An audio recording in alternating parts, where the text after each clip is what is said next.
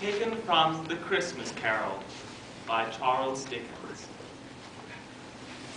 Scrooge was a tight-fisted hand at the grindstone, a squeezing, retching, grasping, scraping, clutching, covetous old sinner. Hard and sharp as flint, secret and self-contained, solitary as an oyster. Nobody ever stopped him in the street to say with gladsome looks, "My dear Scrooge, how are you?"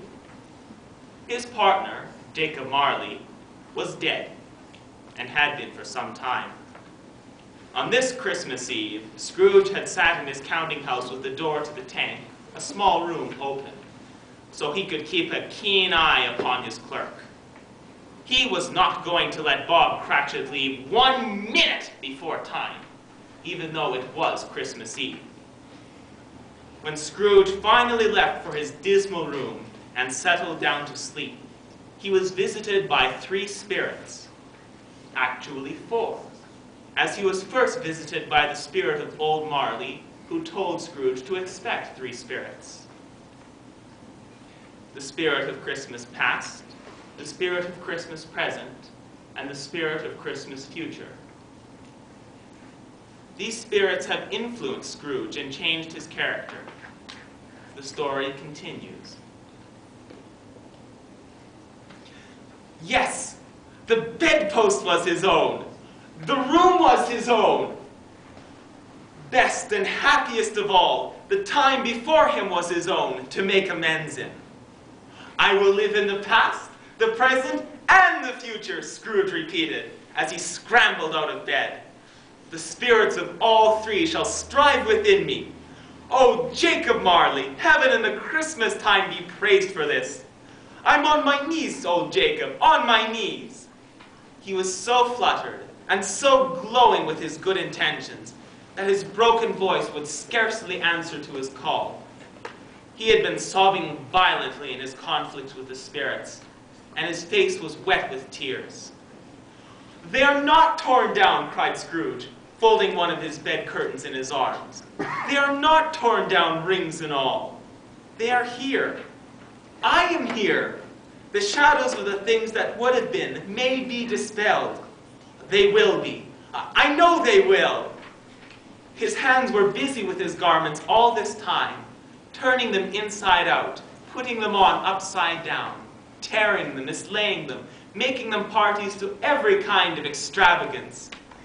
"I don't know what to do," cried Scrooge, laughing and crying in the same breath. "I'm as light as a feather. I'm as happy as an angel. I am as merry as a schoolboy. I am as giddy as a drunken man. A Merry Christmas to everybody. A Happy New Year to the whole world. Hello here, whoop, hello."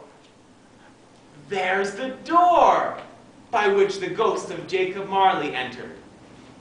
There's the corner where the spirit of Christmas present sat. There's the window where I saw the wandering spirits. It's all right. It's all true. It all happened. "I don't know what day of the month it is," cried Scrooge. "I don't know how long I've been among the spirits. I don't know anything. Never mind. I don't care. Hello, whoop, hello." He was checked in his transports by the churches, bringing out the lustiest peals he had ever heard. Clash, clang, hammer, ding, dong, bell. Oh, glorious, glorious. Running to the window, he opened it and put out his head. "What's today?" cried Scrooge, calling downward to a boy in Sunday clothes, who perhaps had loitered in to look about him. "Eh?" replied the boy, with all his might of wonder. "What's today, my fine fellow?" cried Scrooge. "Today?" replied the boy. "Why, Christmas Day."